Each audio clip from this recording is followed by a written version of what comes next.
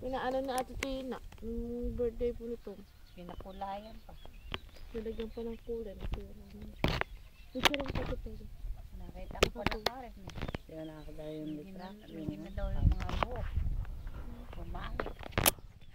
Ano po masasabi niya Ate Perla?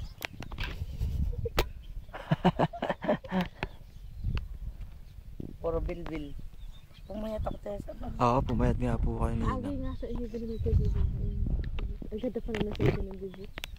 Oo nga nila, kaganda. Parang yung daw niya. Ito ko nakita. Sa may ano mo ito. Dapat mapadevelop nga yun eh. Ganda. Yung isang pamilya kayo. Dito po pala pinanganak yan? Sa amin.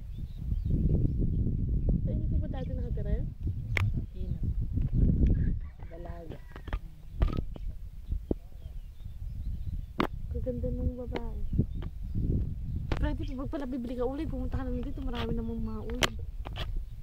Dalat-dalat.